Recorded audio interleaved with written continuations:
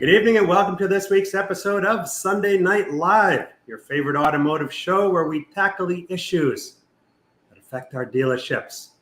Because my goal is to help everybody improve the customer experience at their stores. Because the happier the customer is, the more they come back for. You may not get every sale every time, but guess what? For whatever reason, they may put stuff off, but they'll come back to you when they need to have the rest of it done. And every week, I'm fortunate to have such a wonderful network of experts that come on the show and share with us what they do to help you, the dealer, become more efficient and more profitable. So this week, I'd like to welcome Mr. Sean Reyes from Recall Masters to the show. Welcome, Sean. Thank you so much for having me, Paul. It's always an honor to be here to talk to the audience and share amongst our dealer community all the great things happening and where we can progress and things that we still need to work on, but I remain ever optimistic. Now, for the folks that may not know who you are, whether it be live now or watching it on the replay, why don't you kind of catch us up to speed with how you started in this business, a little bit about that Chevy truck that your dad had, right up to this point, man. Yeah, no. So I've been involved with automotive all the way back in my high school days. I took 4 years of auto shop, 2 periods a day, rebuilt several different vehicles and had plans of going to Detroit and being the next designer of GM vehicles. And of course, I ran into a few classes that involved thermodynamics and Fortran and some other sciences that I just was not very good in. And almost left college altogether, but stuck around, finished my degree in marketing and communications, and then went in to work in the healthcare sector, running a few hospitals. And man, my career took off, but my original love was automotive. And I swore to myself that eventually I'd make my way back. And about a dozen years ago, maybe about 15 years ago, I had some dealer clients that came to me as I began my own marketing agency and started running dealer campaigns, and then eventually migrated onto the affiliate side with vendors because a good friend of mine, Dan Barris, who's over at Traction, invited me into an organization called My Customer Data, where we were doing loyalty programs for first-time buyers. And I loved it. And I just never turned back from that. I got involved in several different startups and always on the fixed ops side of the business. And it had been here ever since, trying to make an impact and trying to help individuals build better dealerships and connect to consumers. That's kind of where my background began, was a B2C play, in the healthcare sector. And I still love that so much of the business is still about a B2C play. But yeah, for sure on the B2B side, being with Recall Masters, working with our dealers, working with OEM factories, working with other organizations that rely on recall data in order to provide and safeguard all of their drivers and potential owners that with vehicles that are safe for use on our highways. So it brings me almost back full circle to my Catholic healthcare days, which is I have a greater good that I'm working towards. I'm helping humanity, and that's a great message, considering that today we honor our first responders and all those who went into the Twin Towers to protect our nation, freedom and democracy. So my heart is heavy today, but I'm glad to wave a little bit of the banner on my end with vehicle safety. So I'm glad about having the chance to talk to your guys today. And well, I love your history because you and we share a little bit of the same. I also took auto shop in high school, and I had all intentions of becoming a car designer because I used to draw cars. Yeah. Since I could hold a pencil, I would draw cars. Sports cars, they were called Meijer at the time. And I remember I went to school for mechanical engineering, and there was a guy that came up behind me and he said, I thought you looked familiar from, I think it was third or fourth grade. He says, I wasn't sure, but when I looked over your shoulder at the drafting table and I saw the sports car that you were drawing, I knew it had to be you. But about a year and a half of drawing nuts and bolts, I was ready to pull my hair out before it actually came out. And I decided, you know what, let me go into automotive, started in fixed ops, went into variable, and then everything comes full circle, and now I'm on the vendor side. So I was going down that same route. I mean, I'm telling you, I think we probably shared a class together. And I was convinced that, when I really tanked it like my freshman year, and I was disciplined. I just wasn't smart enough, frankly, with the sciences. And I was thinking about going back to tech school, or my dad was a plasterer in the plasterers union. So I even thought, that the many years of mixing cement for my dad, I thought, well, I better get my my mixing hands ready to go again. But I gave it one more semester, and I did very well. So then it gave me hope that maybe I was cut out for this college thing. Awesome. I want to get to a couple of comments, and then we'll jump right into the show. Perfect. Ed Chipolowski, my good friend, says, hello, everyone. Welcome, Ed. Max Del Vento, been a while, but always a pleasure. Thanks for joining us, Max. Russell B. Hill, it seems like I just saw you a few hours ago on the SDL Sunday morning call. Says, good evening, all. Cannot wait to hear what Sean and Paul are going to bring. Says, hello, everyone. And Sean, you are the man. I second that. Mark Williamson, another great supporter of the show. Good evening, everyone. And Jerry Davis, another SDL brother.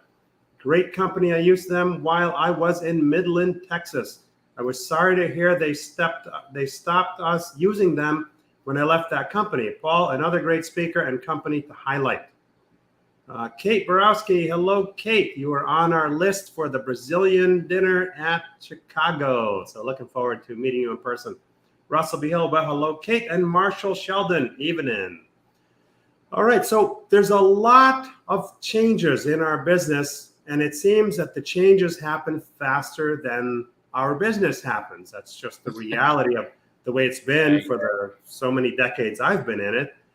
And everybody's screaming doom and gloom. Oh, we're not going to do oil changes because EVs don't need this and they don't need that. And a lot of the mechanical stuff that we're used to doing now, we're not going to be able to do. But guess what? But wait, there's more. We're still going to have a lot of work. It's just going to be different kind of work. Right. Because the technology may change, but what doesn't change is the fact that, in my opinion, and probably Sean's too, there will always be recalls. So we're going to kick this off. I'd like to have you share with them the numbers. Okay, that initial quality from last year. This year's data isn't quite complete yet, but just to paint the picture right out of the gate as to what the opportunity is in servicing EVs, as opposed to the previous servicing that I've always been used to, and you, Sean. So share that stat with us. Yeah, I mean, listen, much of this is still unfolding. I mean, if you look at how long it took for the ICE vehicle industry to really kind of flush itself out from a manufacturing standpoint, that was decades long. It feels like we're moving into this EV race at such a rapid rate that we may not even really understand what it's going to look like in 10 years from now or 15 years from now. But I can tell you some things that are certainly popping up this year because this is probably the first year where a vast majority of vehicles are being manufactured with EV and hybrid being at the forefront of the powertrain. And so let me share with you some early stats that are coming out of a 2022 JD Power initial quality study. Found that electric owners or the owners of electric vehicles and plug-in hybrids reported an average of 240 for the electric side and 239 problems on the hybrid side per 100 vehicles, respectively. And that compares to 173 for the ICE vehicles, right? So the internal combustion engine is not creating as many problems, not necessarily recalls, but problems that electrics and hybrids are. So these are all opportunities that will probably result in a visit back to the dealership for ongoing servicing or some kind of interface with the dealer. So there's going to be plenty of opportunities. This is on top of all the data that you're seeing regarding tire wear, right? Because the propulsion or the torque in EVs is much greater, as well as the weight. And so you're looking at tire wear perhaps replacing the oil change is the reason why people need to go back and visit their dealer. It's roughly 40% increase in problems per 100 vehicles with EVs compared to conventional internal combustion engine. Right. No, and you see, like every year for the last 7 years, I've produced something called the State of Recalls. It always obviously been revolved around ICE vehicles, but this year, the day that I'm collecting, we'll have an addendum to this year's report that will be released sometime mid-January to March, depending on how long it takes for us to aggregate all that data, which will break out EVs and break out hybrids and really provide some detail that I think will help dealers meet the changes that are going to be required out of their fixed ops division. So that's really key. I mean, it's just something we've never had that data.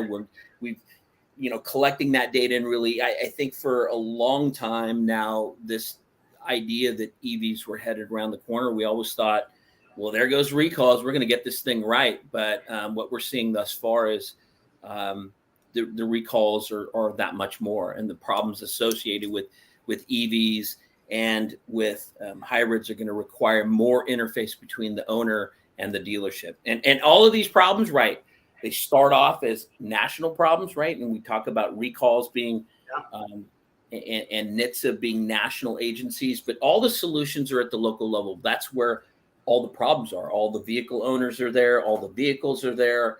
Their local dealership is there. The local technicians have to be there.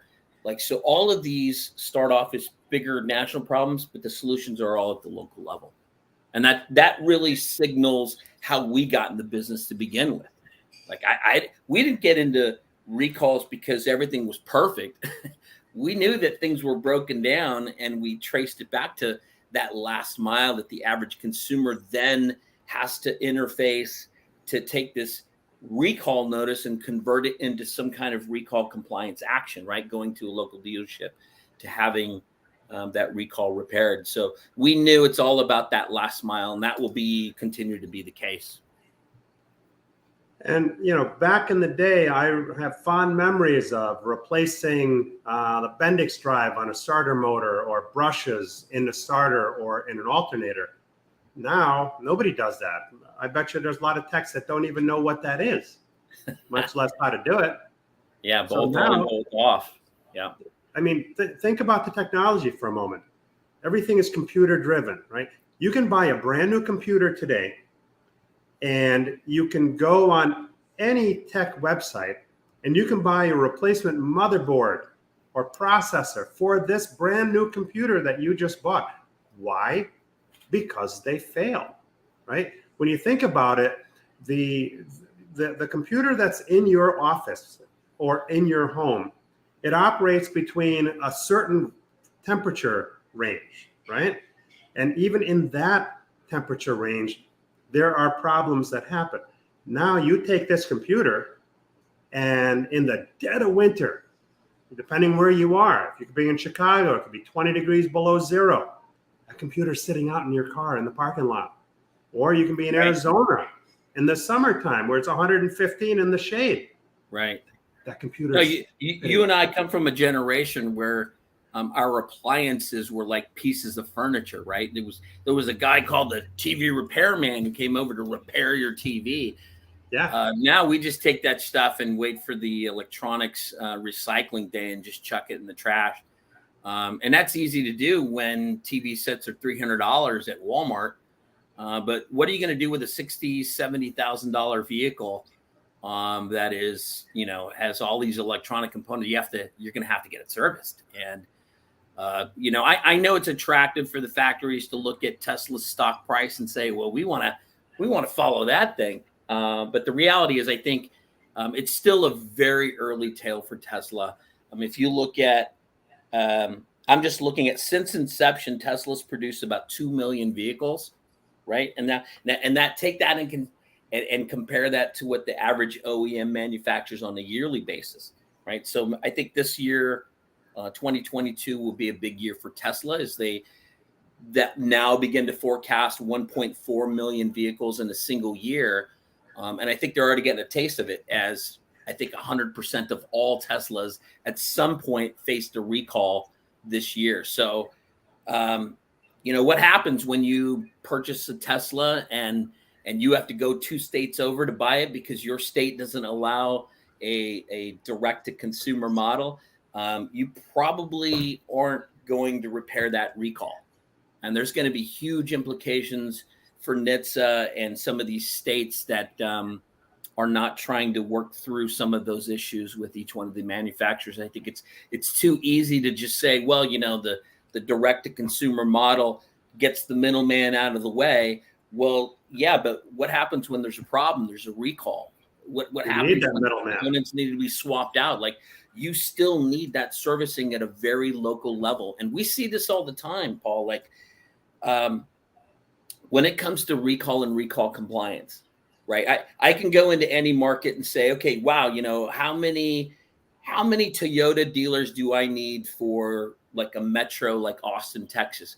I could probably get away with 4 or 5 Toyota dealers and push all of these consumers to one of these 5 respective Toyota dealers. I don't need every Toyota dealer in Austin. However, the data suggests that if I don't have all of them, I'm going to miss out on a number of consumers who are just not going to drive the extra 10 miles to go to the Toyota dealer, that's beyond their closest dealer. So we need every dealer to be participating in the recall crisis and helping resolve the problem. And that's part and parcel to where we're going with EVs and distribution of these electric vehicles, that we have to rely on our dealer body from a local level to preserve safety, preserve compliance, and provide that one-on-one connection the average consumer needs when they're spending $65,000 on a vehicle. I don't know how we're going to get around that. I mean, that seems like the low end. I heard some talk about GM coming out with a $30,000 entry level EV, but how quickly? I want to get to a couple of comments because Ed's comment is very relevant to this. Daryl Terrell, good evening. How are you, man? Great to see you here. And Ed Chipolowski says, are the technicians certified for the recalls? I mean, you're on the recall end of it, not the dealer end of it, but do you have any knowledge on that piece of it? Well, and even before you get to the technicians, it's also parts availability, which is a huge issue. You've got a number of vehicles that are on the sidelines waiting for parts to be available. So yeah, the technicians, there's frankly not enough technicians. And those technicians that are hard at work don't have as much time to train. So we were talking, I was sitting on a panel not too long ago about, why don't we have enough technicians, or what are we going to do as an industry to attract new technicians? And I'll be honest with you, we're not singing from the same hymn book as an industry. I don't think the factories are doing enough to create an environment where a young person wants to invest the next 40 years into being a technician. Where they're almost suggesting that these EVs are going to take care of themselves and we don't need technicians, and we'll just drive under some over-the-air update, bridge that will populate it with new software code and everything's good. So as a new technician or as a young kid contemplating becoming a technician, I'm stuck halfway between a model that requires me to invest in my own tools and go to, all this schooling to learn a technology that is going to be phased out over the course of the next 10 years. So I think we have to tell a better story for our technicians and these young kids that are really contemplating, they want to be someplace that's profitable and it's going to have a long-term longevity. I'm very involved. I've gotten involved with an agency, thanks to Ed Chipolowski, Tech Force.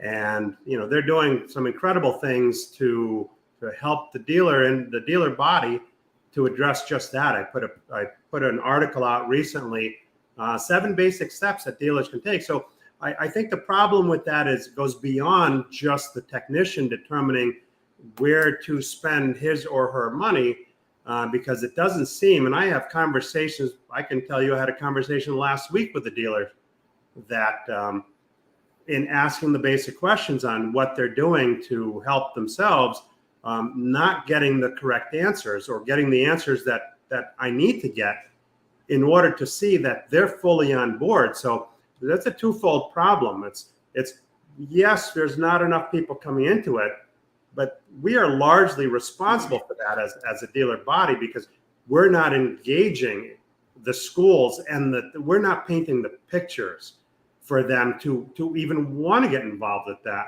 So now, if I'm somebody that's going to school, I'm going to really learn a lot about EVs over the old stuff. Yeah, because that's where the future is, and the future is now. Yeah, no, and I know this firsthand because I'm in the middle of it with my own son, who's 22, and I've been pushing him to go to tech school because he was involved in robotics and finished second in the state of California, his robotics team. And I mean, this kid is brilliant. And I'm like, he's like, I don't want to get under a car and get all oily. And like, the technician of tomorrow is a different breed. And he was contemplating mechanical engineers is what they right. And he was contemplating the Tesla school in Southern California at Rio Hondo. Even though I was like, son, I get you into the BMW school. There's a few other OEM direct technician schools like that. And, it was a coin toss for him. He contemplated all of them, and he ended up settling for HVAC school. And I said, HVAC school? And that is so not automotive. I know. And I said, why HVAC school? And he says, Dad, they always need cold beers. And I said, I'm not going to argue with always. You. Yes. No, he's a smart kid, man. Yeah, no, I'm proud of him. I mean, he's everybody's got their own path, but I think the same questions exist with every young kid out there. Is what am I going to do? Where do I apply my craft? How do I apply my time? They're very worried about their future and what it's going to lay out for them. And you want the sure bet, even though nothing's a sure bet. Nothing's a sure bet. Nothing's a sure bet, but it's money to go to school, and it's time. And he wants to marry his girlfriend, and they want to start a family, and they see the prices of homes, especially in California, outdistancing their ability to make good money. And so he's looking at, what was the income opportunity, being a young technician versus and he's telling me, Dad, you know how much money I can make within the first 5 years of having graduated HVAC school versus first 5 years. That's a kid that's planning. How many people come out of school thinking where are they going to be in 5 years? I'm going to get to a couple of comments.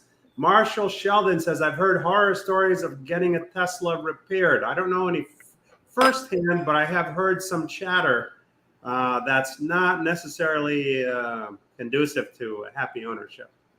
Have you heard any of that?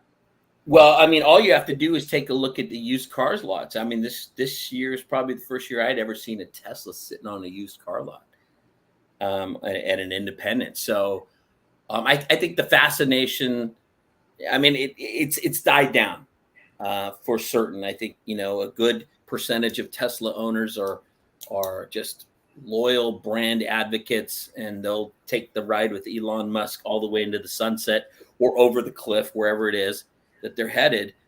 But yeah, I mean, the second you have to fall into a service cycle, and then they can't bring you a replacement vehicle on the fly in your driveway. I mean, like I said, that's why this year, with the potential of 1.4 million Teslas being produced, I think they're hitting a critical mass where they're not going to be able to replace every Tesla that has an issue with a brand new Tesla sitting in your driveway doing a vehicle swap. So and that's why I probably, last week or 2 weeks ago, I was in Southern California, and I drove past, just in a span of about 45 miles, 3 different Tesla service centers being constructed.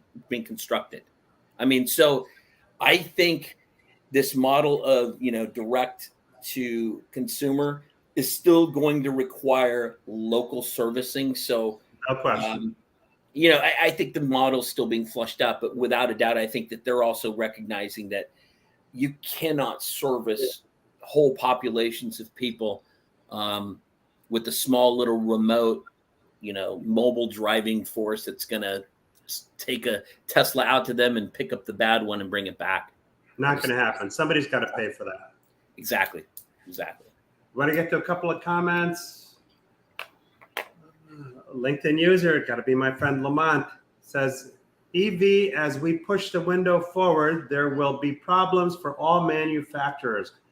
That is definitely correct, especially those that don't have as much access. So I'm glad to see that they're actually building some of these repair facilities, because there's definitely, if not already, certainly going to be a lot greater need. Because if you have this many problems now where you're 40% greater than ICE vehicles, it's not like buying something on Amazon. It doesn't work. You just call them for a return label, or you drop it off at the place, the parcel place, and they ship it back and they get your new replacement. No, we're talking about vehicles here.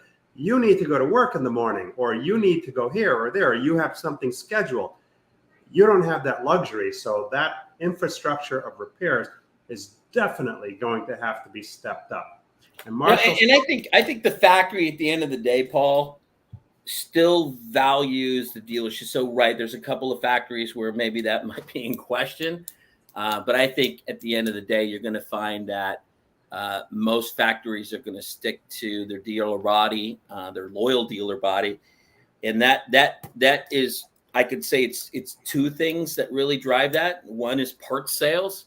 Yeah. Those part sales are big money for the factory. And that's where it's all being it's where it's all exchanged there at the local level. And the other is brand loyalty. And I don't know if you saw the report that came out probably about halfway through the year this year, was that brand loyalty had dropped dramatically, I think, with the exception of Tesla, Genesis, and one other. But all the other names fell. And I'll prove it to you. My son, about 4 months ago, he got T-boned and his Ford Fusion is in the pile. And he says, Dad, I got to go get a new car. And I said, all right, let's go out shopping. What do you want? I don't know. And I don't care. I just want to get from point A to point B. And I said, this isn't my son. Like, I'm a car guy. Like, of course you care. Are you going to be on Maury with that DNA test or something? Because that does not sound like your DNA, bro. No, I know, but I think that's the younger generation nowadays. They're just looking for convenience, and I'm sure he'll gravitate into, like, I mean, he bought a Mazda. He liked the Mazda because his sister has a Mazda. So who knows if he'll become a Mazda? But I think at the end of the day, I think the factories are recognizing that, there's no benefit to just selling one car. You got to try to keep your consumers loyal to your brand over time, because they end up being brand advocates. They bring new buyers to the market. That's the things that we see even at the dealer local level, that the better service that you deliver at the local level invites more sales opportunities, more referrals. There was a time, and I know you know this too, when Cadillac owners were just bought Cadillacs and they serviced their Cadillac, and they brought every vehicle off brand to that Cadillac dealer, right? You remember those days. Not anymore. Right. And the Cadillac owners are, they're not as visible as they once were. So, I think there's a fascination with the factory to try to get back some of that and not just give up on it. So we'll see. I still think that's going to be at the local level. I'm not at all surprised about the consumer loyalty thing.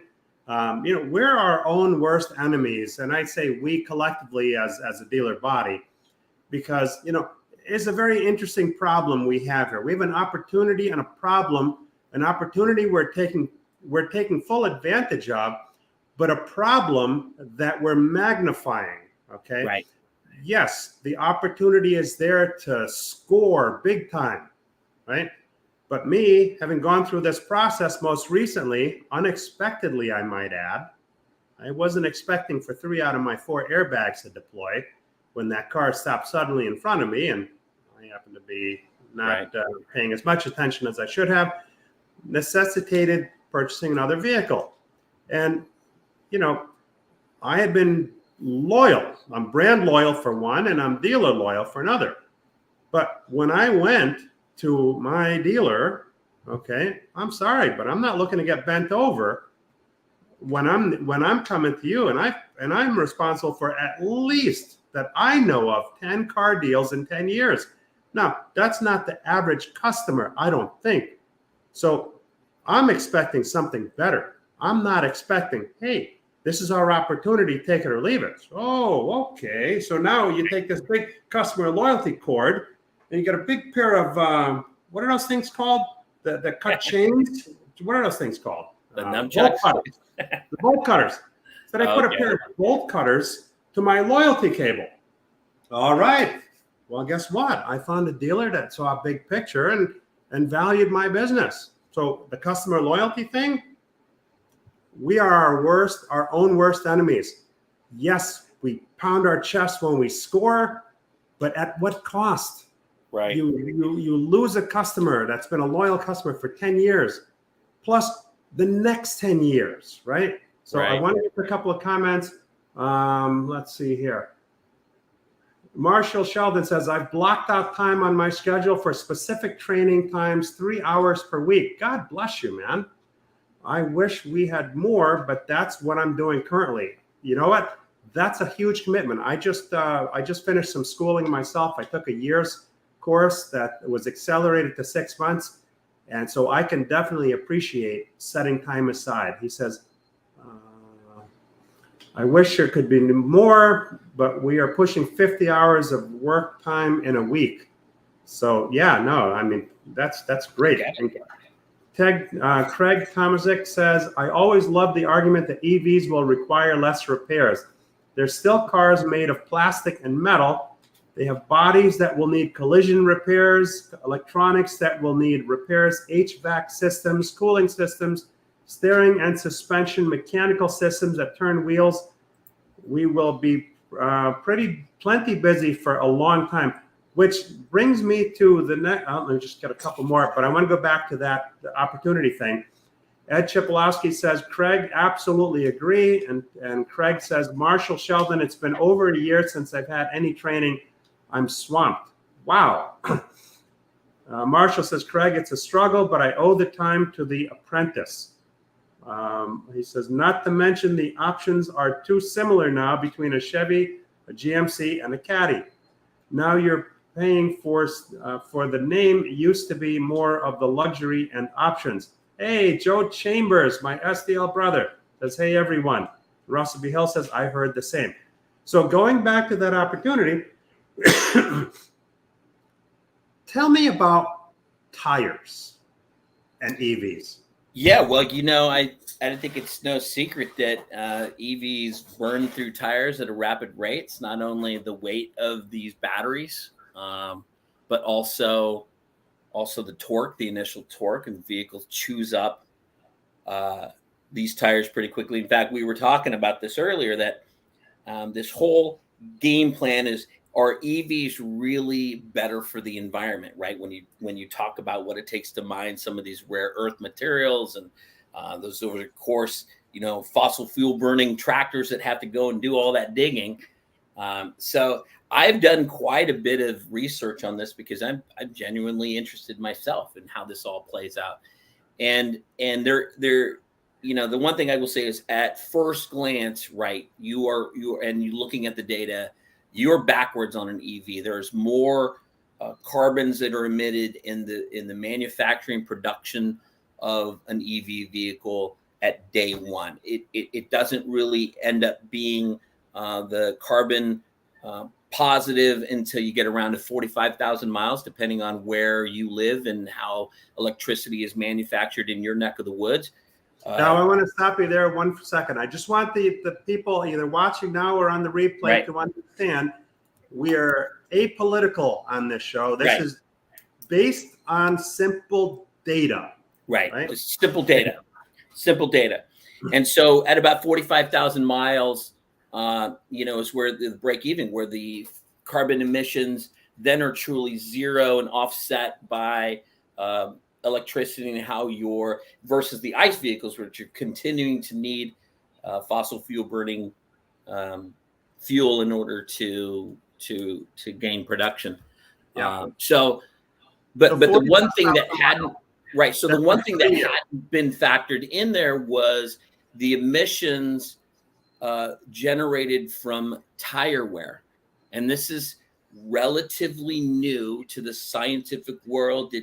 Of course, tires are produced with a lot of petroleum-based products, and the micro emissions that occur when a tire wears out spill into the atmosphere as well. So those numbers don't necessarily begin at 45,000. You have to figure in the tire wear as well. So there's a lot more to study on this topic without getting super geeky and nerdy, but I love the discussion. Bust out the glasses, Sean. Bust out the glasses, man. You know what I'm I talking need the tape right here in the middle. But I mean, this is why I tend to question everything, because I want to read the flip side to every argument. That's always the best way to really fully understand whether you've done the homework or not. So it's interesting to see how it all plays out. I think in the end, I think electric vehicles are going to be, they're here, they're coming. I don't think there's any way to turn it back. It's just going to be a matter of how do we manage it so that it benefits our industry and ultimately at the end of the day,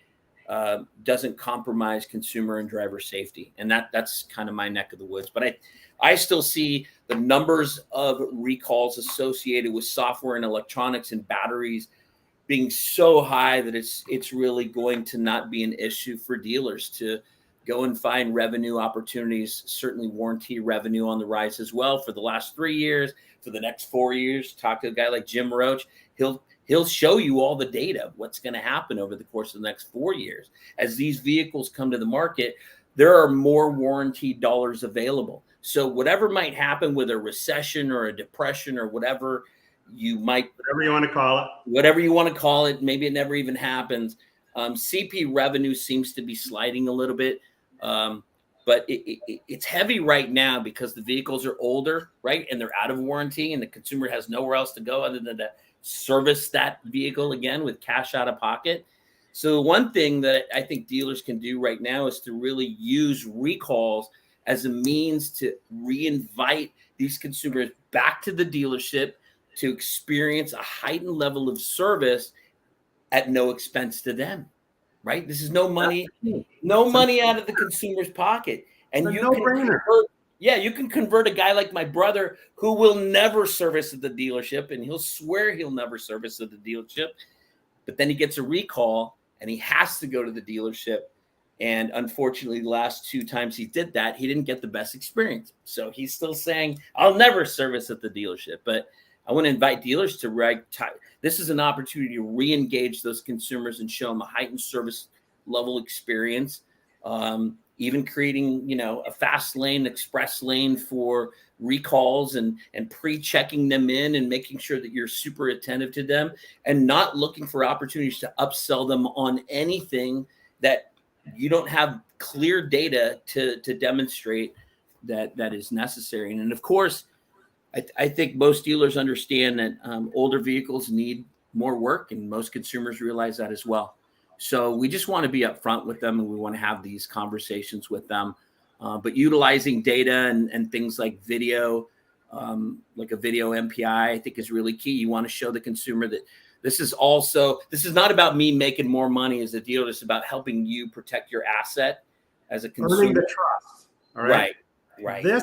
Look, when 7 and 10 customers don't think we're in the repair business anymore, we need something to earn their trust. And what better olive branch to extend to somebody than, hey, there's a problem that affects the safety and or performance of your vehicle that we are concerned about and we want to take care of for you. It is not going to cost you anything, right? Right. I mean, how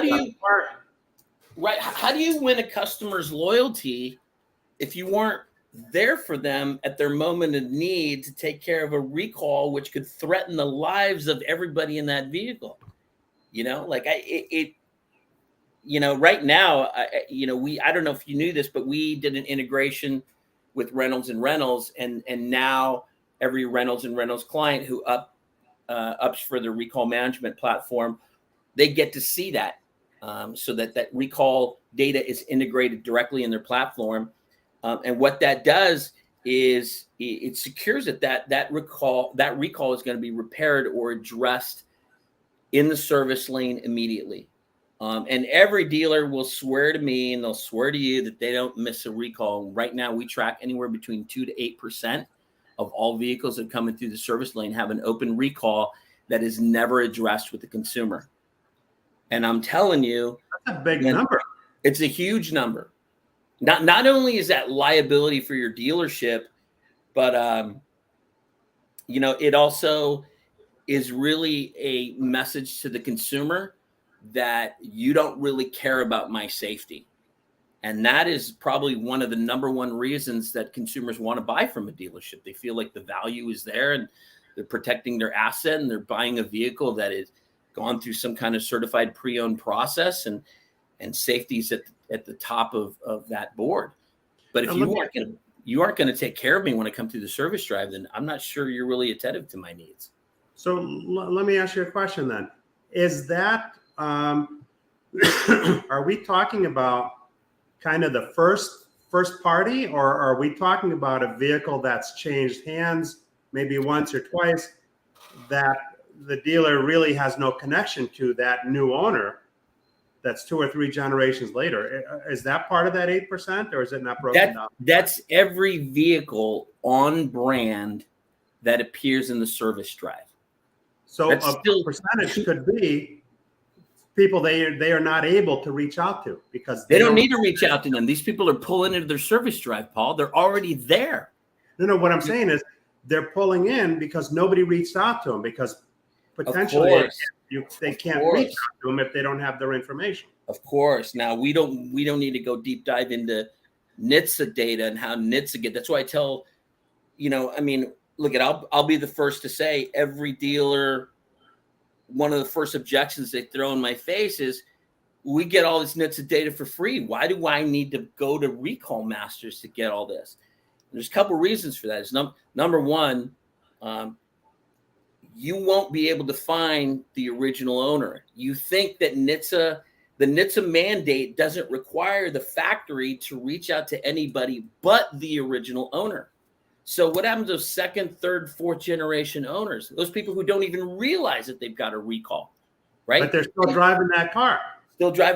Thank God they pulled into your service drive. You should take care of them there. But that's what we do, is we help locate those VINs and find the most up-to-date owner of that vehicle and all their contact information. We reach out to them. And those are the people we're going after. That's why our data reflects 1 in 4 vehicles on the road today have an open recall. And if you go ask NHTSA or Carfax, they say 1 in 5. Why 1 in 5? Because they're not counting any of the 2nd, 3rd, 4th generation owners. They only count the original owner of the vehicle. That's crazy. It's nuts. I do probably an interview a week with some kind of local news outlet. This is, we went out to the local dealer and we found several VINs in their used car lot that have dangerous recalls. And we're running a big expose. And I said, that's old news, man. Like, it's not against the law to sell a used car with an open recall. It's probably not the smartest move a dealer can make, but okay, that's who's going to hold back on the inventory, right? Right. But the reality, that is risk sitting on your lot. In fact, a vast majority of dealers will say to me, we have these things called signed disclosures, and when we sell a car, you got a sign right here. It says you acknowledge that. Good luck with that. Good luck with that. Those disclosures, well, it's better than nothing. It's better than nothing, but that's really to protect the dealer against state lemon laws. It does not protect you from product liability laws. And in fact, in trials or pre-trials for accidents that resulted from a recall not being caught or repaired. And then that owner drove away and then got into some accident and led to death or some dismemberment. Forget about it. You're done. You know how many of those suits result in damages that are not disclosed because they settled out of court? 100%. There's never been a single trial that involved a recall that was not attended to that didn't result in somebody just saying, write him a check. Let's settle. There's no excuse. If you win, you lose. There's no win from that. I want to get to a couple of comments. There's no win from it, right? Joshua Taylor, sorry I'm late. Not a problem, man. I'm glad you're here. And Ed Chipolowski says, great dealer incentive for customer is having their EV plugged in while in their shop for repairs. Yeah, I wonder how many stores are really geared up like that. Marshall Sheldon says, y'all just bleeding money by not doing your due diligence on the recalls. And Robert Magliaccio says, good evening, everyone. Good evening, Robert. Yeah, I mean, I want to play a clip from a customer, not from you. We expect you to say good things about you, but I want to hear this from the customer because this is kind of cool. You need to see this. When we first launched Recall Masters, we had a record-setting month. The results have been fantastic. The ROI is amazing. The numbers just don't lie. All in all, it's been great success for us. A lot of times we have the address of a customer that originally bought the car, and we don't know that that car is passed on to another owner or sometimes even 2 or 3 owners. The ability to track that car after the first transaction is very difficult to do. And Recall Masters, with the amount of data they aggregate, they do a great job identifying those cars in the marketplace and connecting us to them through their recall program. Recall Masters has actually increased our RO volume, brought back customers that we haven't seen in 2, 3, 4 years. And now we're getting a second opportunity to get them in the service, build new relationships, and definitely turn the experience around that they've had in the past. We're Recall Masters disciples at this point. I recommend them to any dealer that we work with. Revenue's there, the car count's there, the numbers just don't lie. We're on the Recall Masters team and intend to be for quite a while. So I'm not one to push fluff or BS. I'm a straight to the facts, Joe Friday kind of guy, right? Yep. This is from a real dealership. There's real data.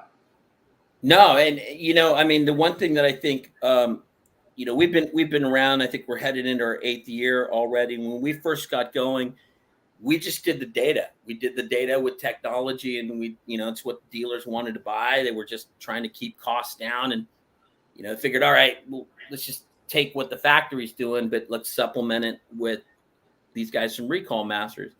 And what we figured out is that dealers are too busy. Like, the amount of data, the number of recalls, the amount of opportunities that are missed cannot be left in the hands of a BDC team or when the dealer's got nothing else to do. It's just not. It can't be an afterthought. No, it needs to be integrated in your daily flow. And so maybe this is about 4 or 5 years ago, we instituted a totally boarded recall department for the dealers. So we take care of everything. We have all the data. We send out all the communications. We are meeting and indemnify all dealers from TCPA compliance, everything that a dealer needs to say. If this was our own, let's have these guys do it. And we could do it for about half the cost of a full-time BDC agent. And we deliver all the cars. We staff all the call center to retrieve any inquiry, discuss with the consumer all the issues related to the recall, talk to them about all the amenities available at the dealership, how they might want a shuttle service back to their home, whatever matches up to what the dealer wants to offer. And then our call center agents will schedule that directly into the dealer's scheduling platform. None of it requires the dealership to participate any more than that. We certainly have other tools and data if they want to, like our Market Smart report, which will show them branded vehicles that are sitting in off-branded lots or in independent lots. So if they have a flatbed truck, they can go get those cars if they want to. Or if they have a mobile team, they can go repair those on a mobile lot. So, but yeah, I mean, at the end of the day, that's what we want to be able to deliver to the dealer is a turnkey solution. We do it with a 5-to-1 guarantee, even though we see on average anywhere between $12 to $14.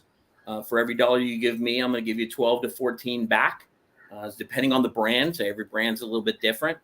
But yeah, I mean, that's our guarantee because we know it works.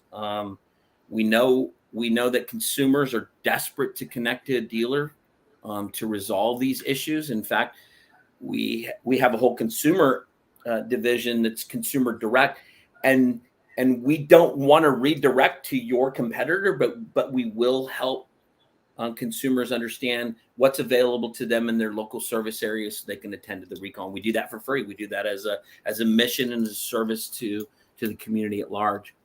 Now, it's no secret that things are changing now, right? We've been for the last 2.5 years in a seller's market, and to some degree we still are. But I don't know about you, but there's some things happening. For one, I'm hearing 2 million plus repos. I'm hearing higher interest rates, right? I'm seeing larger inventories on dealer lots now. I'm seeing this. I'm seeing some flexibility on pricing on the new car side, okay, within the last week or so. Right. So this is factual stuff that's happening. I monitor regularly because I want to see what the consumer market's doing. I monitor marketplace all the time, and I can't tell you the number of price reductions that I see in cars, in motorcycles, in boats. Okay, so now you have a customer body that for the last 2.5 years you've pissed off. There's no other way to say this. You've pissed them off, and you've cut the cord, the loyalty cord, and you've told these people you are no longer valuable to me as a store because I've got some other Joe or Jane that's going to pay me more money than you. So you could take a hike, take it or leave it. I'm going to sell the car whether or not you buy it. So I don't care. See you later. Right? So now you've got a market that's changing. There's still people out there that need to get their cars fixed. Right. But are they going to come to you? No.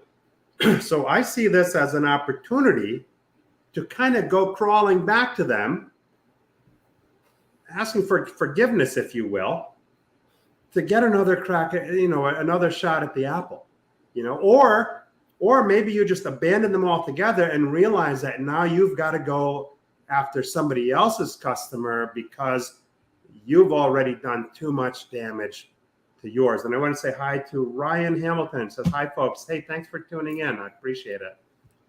So we need to be more proactive today, all right? The best time to fix the roof is not when it's raining. The best time to fix the roof is when it's sunny out, because when you need them and it's raining, guess what? There's less of those people out there that can fix your roof. Right. No, and people dismiss warranty revenue because it was like considered, horrible reimbursement or not as good as CP revenue. Yeah, if you're up on your factory filings and absolutely, it can be a windfall for you. But it still doesn't. You shouldn't overlook the opportunity. In fact, I'll give you another couple of cool stats. 52% of our consumers that pull into a dealer client for a recall repair, 52% of the time will opt in for CP work. 88% will return for a second visit within 12 months. 6 to 9%, depending on the brand, end up buying their vehicle from that servicing dealer. So there's a lot of really good, spin-off opportunities for a dealership. But, first take care of that consumer, do the right thing by them. Maybe they'll reward you. And I want to throw in a tip on this also, because buy sells have been at historic highs. Okay. So I just want to for those that don't know, this is a public service announcement.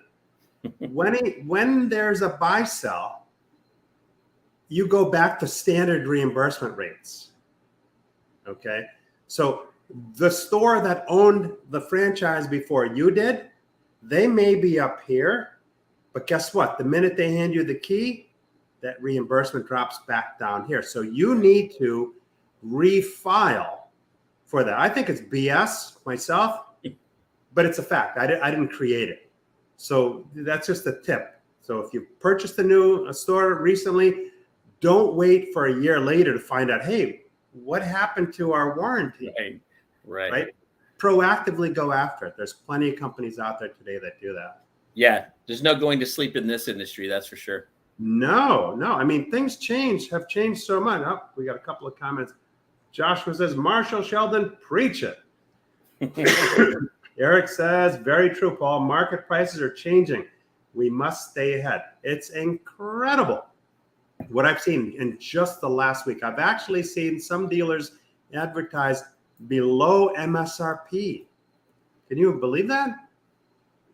Well, I just bought 2 cars in the last 30 days, and if this guy will take care of me tomorrow, I'll be buying a third. So I might be the best customer that any.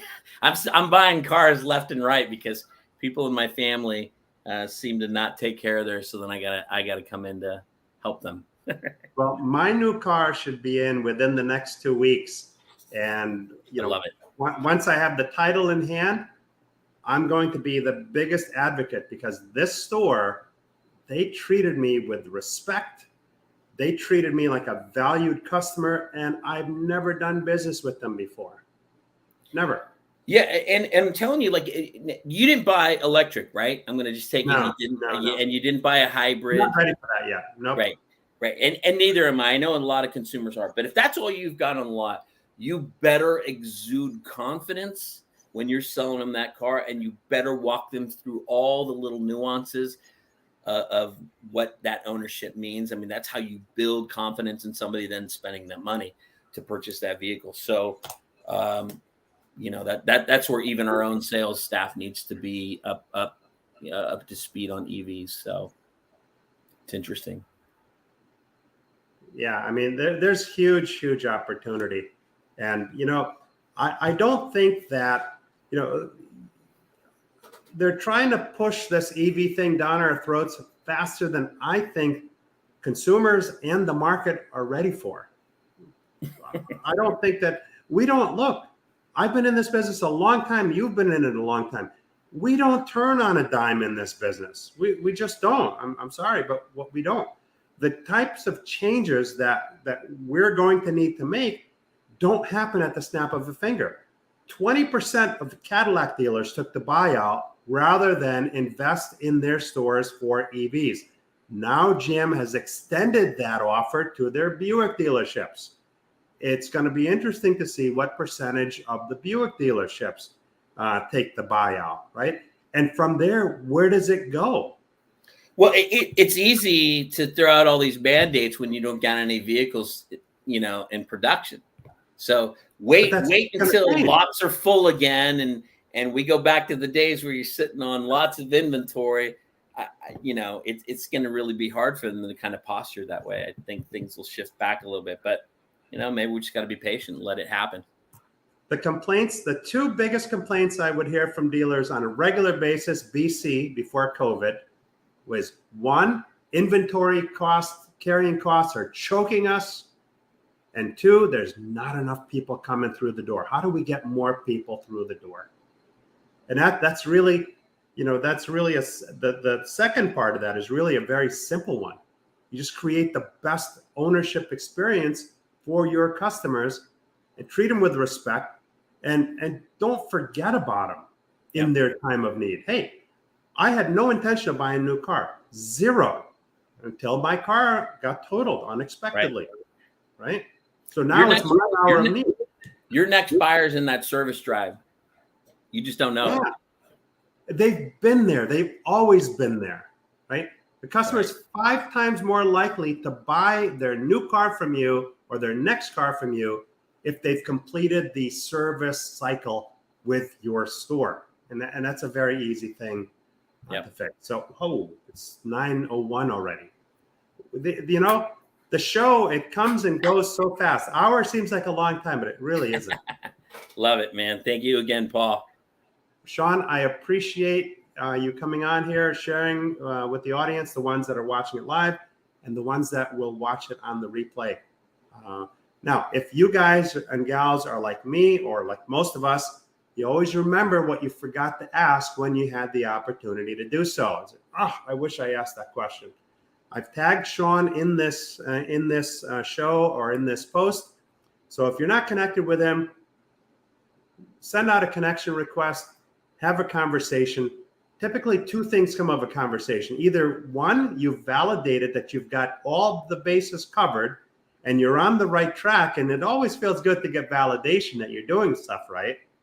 Or perhaps there's an area where you can improve, where you're maybe not getting all that you're due. So either way, it's a win-win conversation. It's either going to stroke your ego or it's going to give you opportunities that you aren't taking advantage of now. So thanks again for being on the show. Thank you guys for tuning in every week and supporting the show. Have a safe and successful next week. And we'll see you next week on Sunday Night Live. Thanks God bless again. America.